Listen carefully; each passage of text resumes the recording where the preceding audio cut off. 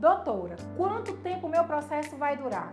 Tenho certeza que essa é a pergunta mais frequente em todos os escritórios de advocacia. E é sobre este tema que nós iremos tratar hoje.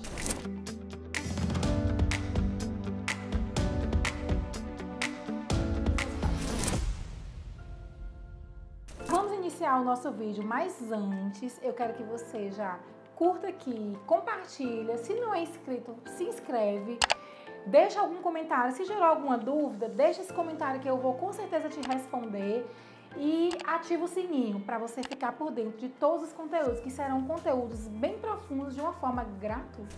Quanto tempo dura um processo previdenciário?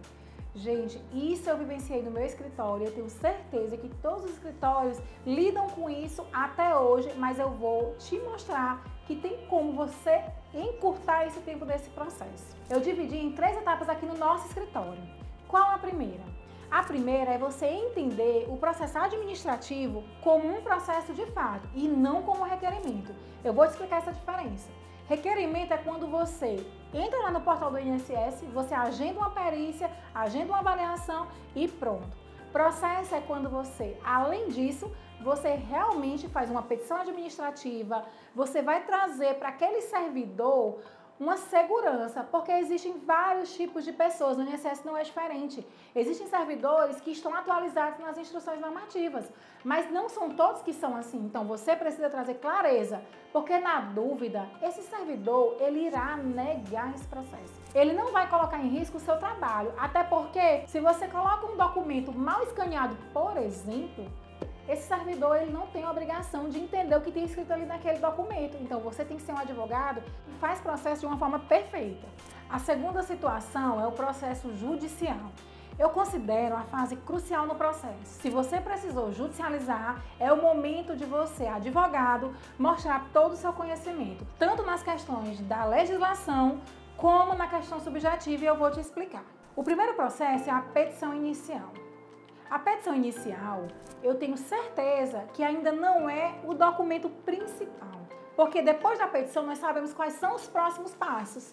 Existe a triagem do processo, depois será marcada uma perícia e aí sim, no momento dessa perícia, eu considero um momento crucial do processo, porque você está ali com a decisão na sua mão. Se você pegou um laudo pericial e ele foi desfavorável para o seu cliente, você tem a chance de ali naquele momento decidir o processo do seu cliente.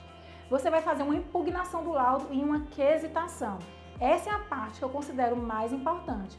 A quesitação, você tem a chance de mostrar para o magistrado que aquela situação houve ali um equívoco, houve de uma forma bem modesta, não precisa você ir questionar que aquele perito, ele não sabe sobre aquele assunto, não é isso. Você tem que entender que a quesitação você pode fazer com que o magistrado chegue lá no perito e questione aquilo que você juntou no seu processo. Então, eu considero a parte mais importante do processo. A terceira, não menos importante, é quando você precisa fazer um recurso.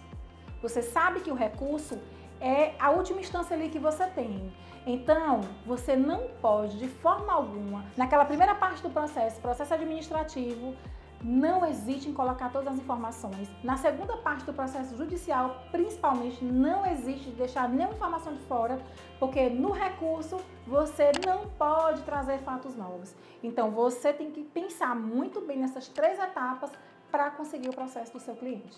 E aí eu trago para vocês, o que é que encurta um processo?